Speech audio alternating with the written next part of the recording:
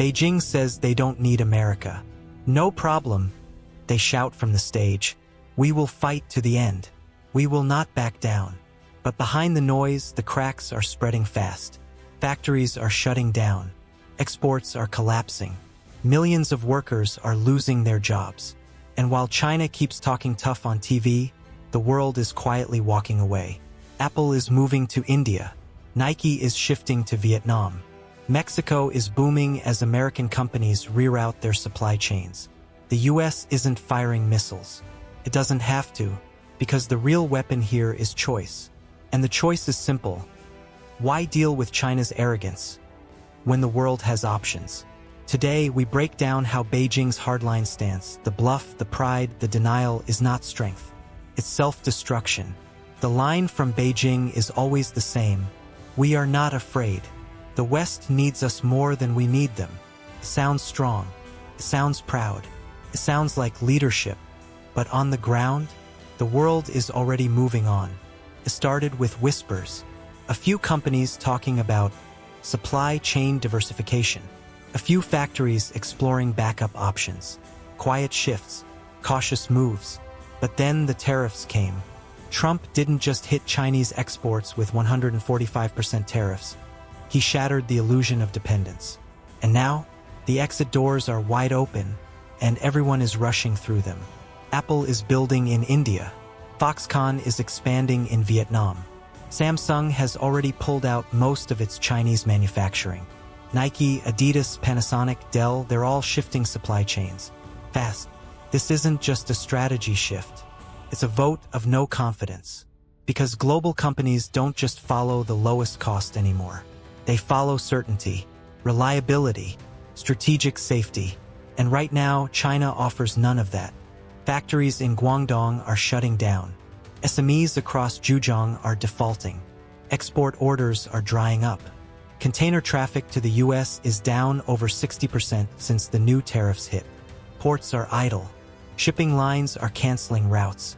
Foreign direct investment down 19.9%, a historic low. Beijing says the economy is resilient, but the numbers say otherwise.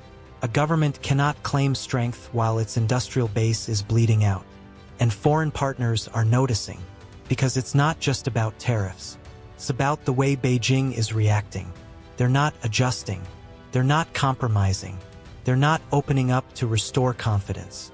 They're doubling down, with angry speeches, with censorship, with crackdowns, with empty slogans like internal circulation and self-reliance. But the world doesn't need slogans. It needs trust, and that trust is gone. Behind closed doors, Chinese officials know exactly what's happening. They know the export surplus with the US $361 billion is their most critical lifeline. They know that once that dries up, so does the cash flow that sustains jobs, factories, and social stability. But the political machine can't admit it, because admitting the need to compromise means admitting weakness. So instead of change, Beijing shows defiance. They call it strength. But foreign companies call it risk. Because what CEO wants to keep billions of dollars tied up in a country where trade policy is dictated by ideology? Where supply chains are held hostage by geopolitics? Where any deal can be reversed by a press conference? And while Beijing continues to perform the role of the strongman, the world quietly reconfigures around them. India signs new deals. Vietnam builds new ports. Mexico expands its role in nearshoring. The Philippines and Indonesia rise as alternative sourcing hubs. America didn't need to sanction China into a corner. It simply gave the rest of the world a reason and a roadmap to leave. And now, the departure is accelerating. Beijing still speaks as if it's irreplaceable. But the truth is more dangerous than they'll admit. No one is too big to be replaced. Not even China. In any other country, a 60% drop in container bookings would set off alarms. In any other government, losing 1/3 of your export flow to your biggest market would trigger an emergency response. But in Beijing, the answer is denial. No problem, they say. We will focus on domestic demand. We will find other buyers. But here's the truth. There are no buyers big enough to fill the hole that America is leaving behind. The European Union, already scaling back on Chinese imports. Japan, moving production to Southeast Asia. Australia, cutting dependency as diplomatic tensions rise. Vietnam, Mexico, India, they're not the problem. They're the solution for the West. The problem is Beijing's own arrogance, the refusal to adapt, the refusal to compromise, the refusal to admit that their entire model, the high-volume, export-driven growth engine, was built on one key assumption, that the world had no other choice. But the world does have a choice, and they're making it. Just look at the deals being signed. Apple expanding production in India and Vietnam. Tesla building battery supply chains in the US and Mexico. Intel moving chip assembly outside of China. Mexico's industrial parks at record capacity. This isn't speculation. This is happening now. And yet, Beijing keeps repeating the same line. Self-reliance. Internal circulation.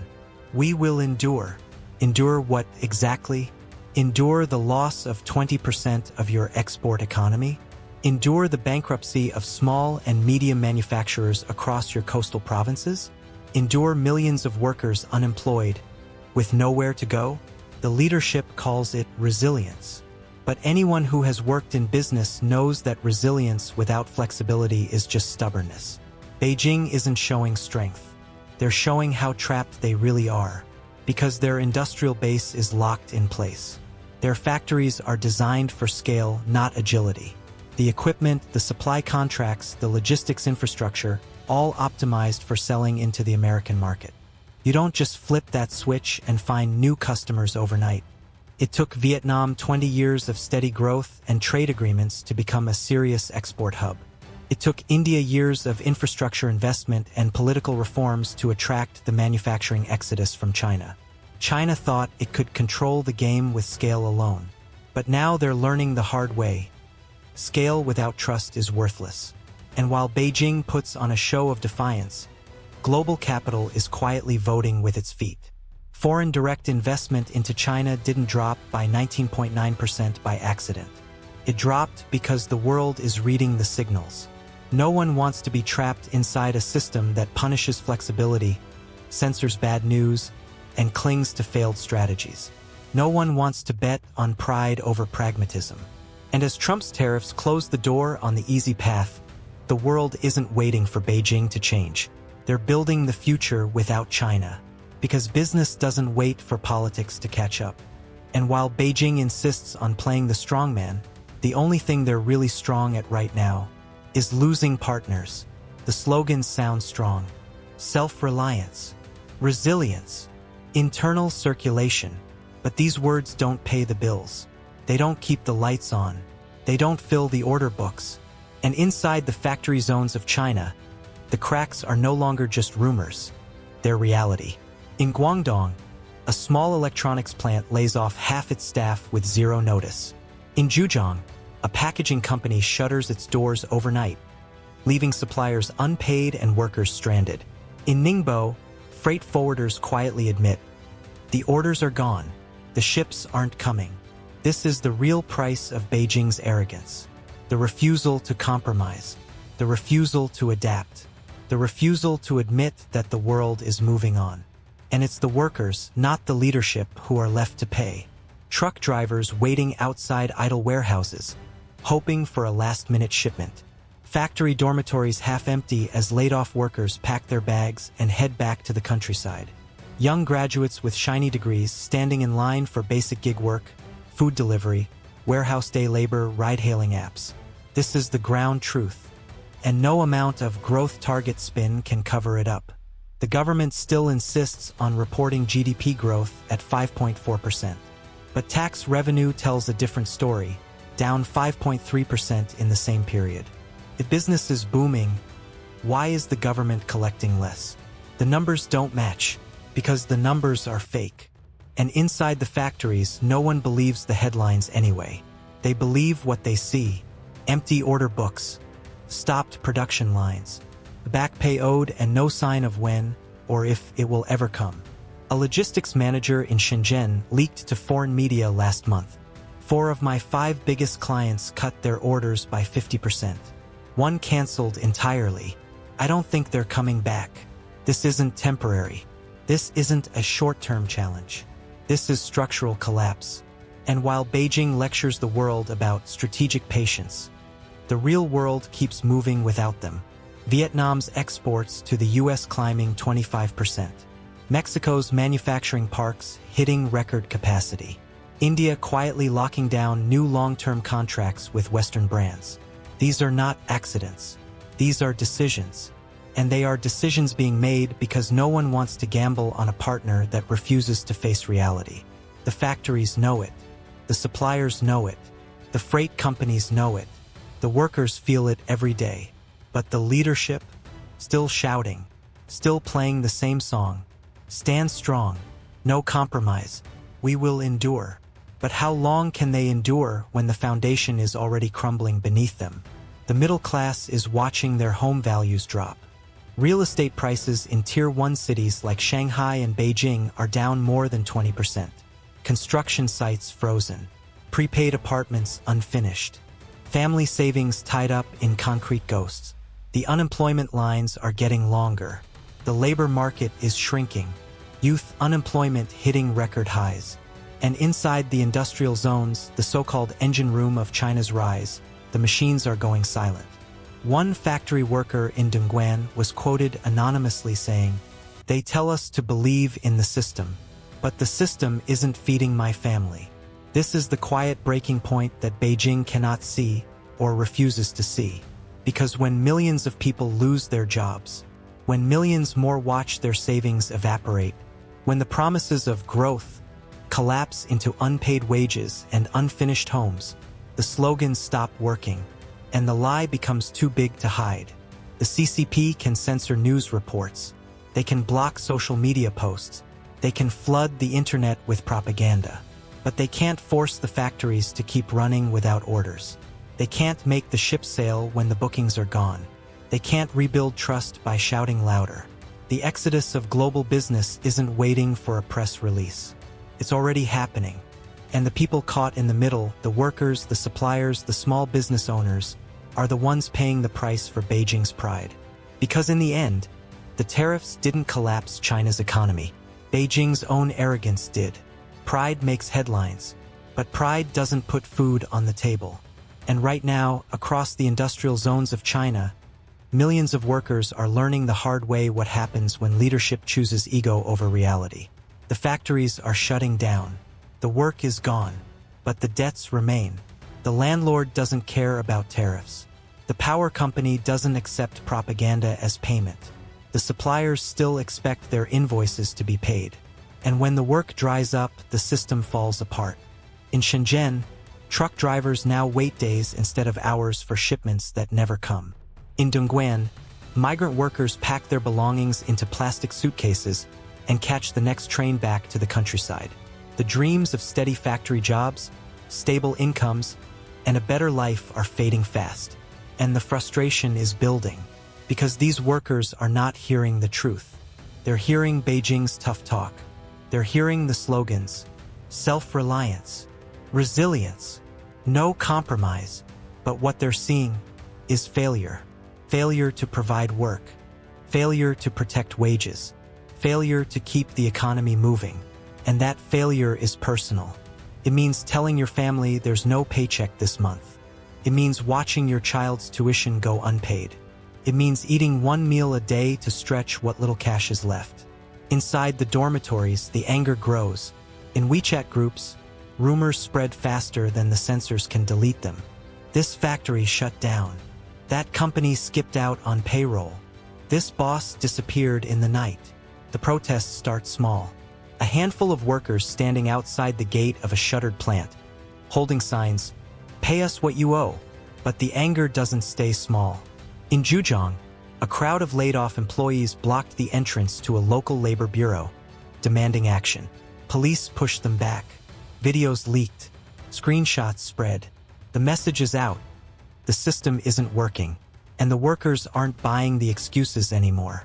Because the blame game doesn't put money in their hands. Beijing wants to blame the West, blame the tariffs, blame America, but the workers know better. They know the jobs didn't disappear because of some foreign plot. They disappeared because Beijing refused to bend, refused to adapt, refused to protect the very people who keep the economy alive. Instead of compromise, the party doubled down on ideology. And it's the people who suffer. The middle class sees it too. Parents who stretched their finances to buy apartments for their children now watch property values collapse. Savings gone. Projects stalled. Prepaid homes left half-finished. Youth unemployment is soaring. Graduates with engineering degrees are taking gig work on delivery bikes. Others aren't even that lucky. The system promised opportunity, growth, stability, but what they're delivering is instability, fear, silence. Beijing calls it strategic patience. But on the streets, patience is running out. Because when families can't pay their rent, when workers can't find a job, when the next meal is a question mark, it's not about strategy anymore. It's survival. The protests may be censored. The news may be blocked. But the anger is real. The despair is growing. And the blame is spreading. Workers no longer ask, "Why is America doing this to us?" They're asking, "Why did Beijing let this happen?" That question is the crack in the armor. Because once people stop believing the story, once they stop trusting the leadership to deliver, the power of the slogans collapses. It doesn't matter how many times the party says, "Everything is under control." It doesn't matter how loud they shout, "We are strong." The people aren't listening. They're looking at their empty wallets, their shuttered factories, their unpaid wages, and they know the truth. This isn't strength. It's self-destruction. And Beijing's refusal to face that truth is the real weapon, pointed straight at their own people. The anger is building in the streets. The factories are shutting down. The workers are losing faith. But they're not the only ones. Because on the other side of the world, in the boardrooms of New York, Frankfurt, Singapore, the people who manage the money are paying close attention. And they're not waiting around for Beijing to change. They're moving their capital. Quietly, strategically, decisively. The latest numbers don't lie. Foreign direct investment into China down nearly 20% year over year. A historic low. This is not politics. This is not a diplomatic game. This is business. And business hates uncertainty. No CEO, no fund manager, no supply chain director wants to wake up one morning to find that their factories are closed because of a political statement. No one wants to explain to shareholders why their goods are stuck at a Chinese port because of the latest round of retaliation. The truth is, for decades, China sold the world on one big promise: stability. It wasn't just about cheap labor or scale. It was about predictability, a system that worked, a government that would protect the deal. But now, that promise is broken, because stability doesn't look like angry protests outside the factories. It doesn't look like unfinished apartment towers and defaulted property giants. It doesn't look like leaders standing on stage shouting slogans while their negotiators quietly beg for relief behind closed doors. Investors see the writing on the wall. They see the contradiction. Beijing says, "We are strong." But the factories are bleeding jobs. They say, "We will never back down." But they send envoys to Washington asking for a deal. They claim the economy is growing. But tax revenues are falling, exports are collapsing, and trust is evaporating. Wall Street has heard this song before, and the smart money always moves before the music stops. That's why Vanguard, BlackRock, Fidelity, and other major players are trimming their China exposure. That's why Apple is building production lines in India. That's why Tesla is expanding sourcing in Mexico. That's why Vietnam, the Philippines, and Indonesia are seeing record new investment. Capital follows confidence, and Beijing is losing both. It's not the tariffs alone. It's not the politics alone. It's the refusal to adapt. The refusal to face the economic reality that the model is broken, and that the world now has other choices. India is not China. Vietnam is not China. Mexico is not China. But together, they don't have to be. Together, they offer what the market really wants: alternatives. And the global companies aren't waiting for Beijing to figure it out. They're already making the shift.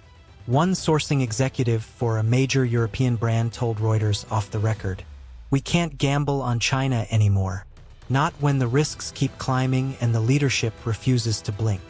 The message is clear. You can't keep partners by shouting at them. You can't keep investors by lecturing them. You can't keep customers by blaming them. In the world of global trade, arrogance is expensive. And Beijing is learning that the hard way. Because the supply chain exodus is not just a threat. It's not a future possibility. It's happening now. Container bookings out of China are down 60%. Shipping lines cancel routes. Ports report sharp declines in traffic. Orders shift to India. Manufacturing slots fill up in Vietnam. Mexico's export capacity surges. The American consumer, the market that built China's factory dominance, is making new choices. And Beijing still hasn't figured out that this game isn't about volume anymore. It's about trust. And trust, once broken, doesn't come back with another press conference. The investors understand that. The workers feel it. The world sees it. But Beijing, still clinging to the same tired lines. We are strong. We will endure. Maybe they will. But it won't be with the same partners. It won't be with the same confidence. And it won't be with the same place at the center of global trade. Because the smart money has already seen enough. And they're walking away. Beijing told the world they would never back down. But the factories are closing. The workers are rioting. The investors are walking away. Trump didn't need to fire a single shot. The tariffs were enough. The real damage wasn't the tax rate, it was exposing the truth. The truth that the world has options. The truth that China's so-called irreplaceable position was always just a bluff. And the world finally called it. Now the CCP faces a crisis they cannot spin away. Bleeding exports, collapsing trust, and a middle class asking hard questions. So here's the real question. How much longer can Beijing keep playing tough before the world moves on for good? Drop your thoughts below and subscribe for more deep dives into the global power game.